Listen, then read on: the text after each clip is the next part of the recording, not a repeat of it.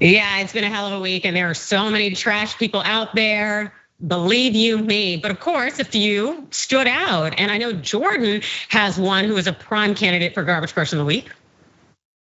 Yeah, this one, my garbage person of the week is Michael Rapino. He's the CEO of Live Nation, which is the parent company of Ticketmaster. He's garbage for a lot of reasons, but let's get into the most recent finding.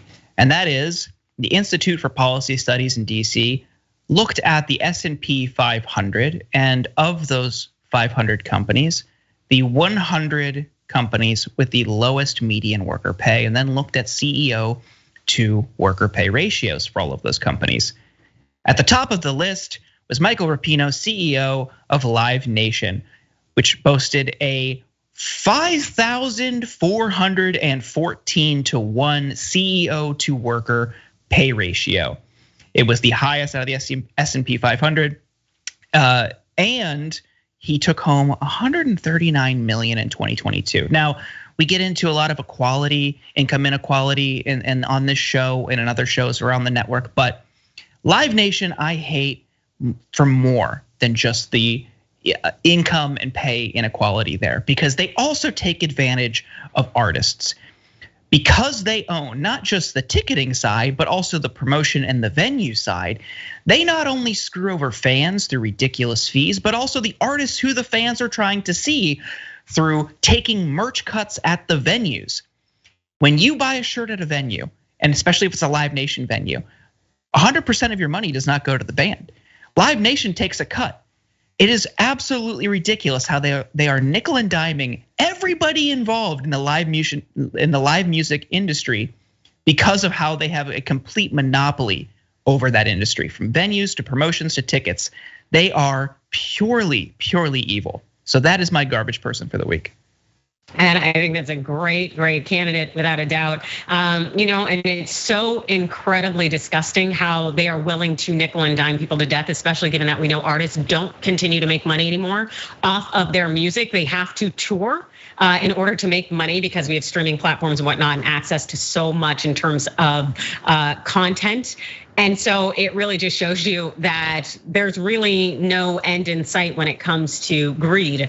And there's also no end in sight when it comes to ignorance, because I'd like to say that my garbage person for the week is Ted Cruz. Yeah, he's got so much to say. Check this out. Now these idiots have come out and said, drink 2 beers a week. That's their guideline. Well, I gotta tell you, if they want us to drink 2 beers a week, frankly, they can kiss my ass. No, okay. Senator, I brought a beer to drink with you. I'll drink this non-alcoholic beer with you because I'm not allowed to drink on camera, but I'll have a sip in the meantime. Well, look, I gotta say, have you ever seen a brand do more damage to itself than Bud Light, which single-handedly seemed to destroy themselves? So I'm glad you're not drinking a Bud Light. Personally, I'm fond of Shiner Bock, which is a good Texas brand. I've been to the Shiner Brewery in Shiner, Texas, and I recommend it. And I promise you, this is not alcohol-free beer down here. No, and by the way, the one I have right after the show won't be alcohol-free either. Ted Cruz, oh my God, him and his white passing ass. He is just so incredibly disgusting. But of course, he loves to align with hate and really just tearing down marginalized people. And so this was his angle this time. So we know this per Newsweek. Despite Cruz's assertion, the Biden administration does not appear to have any plans to actually change health guidelines to limit beer to 2 drinks per week, despite Ted Cruz's antics. Even if such a guideline were to be implemented, it would merely be a recommendation that would in no way be mandated or enforced. Yeah, in that interview, Cruz also asked, why the hell does Biden have an alcohol czar? Oh God, I swear to God, Ted Cruz definitely stays garbage, always garbage. And of course, it's like we cannot win. I definitely think he is in serious consideration to be the garbage person, but let's see what you all had to say. Let's look at the rankings here. So, Ted Cruz did pretty good with the numbers at 24% for seemingly endorsing plowing into protests, or something he also did. Ohio GOP for their misleading anti-abortion ballot measure. Always fun, misleading the voters. Tucker Carlson, we're speeding toward Trump's assassination. Only could be so lucky to have Tucker Carlson continue to comment. I didn't mean anything about Trump.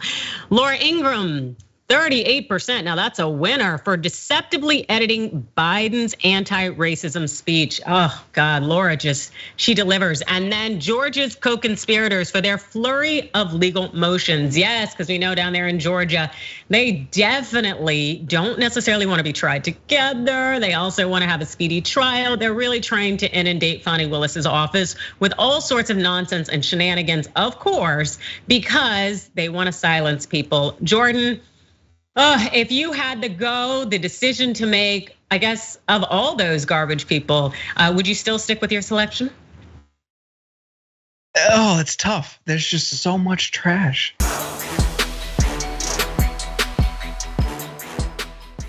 Check out the Damage Report podcast each day, wherever you get your podcasts, whether Pocket Casts or Stitcher or iTunes.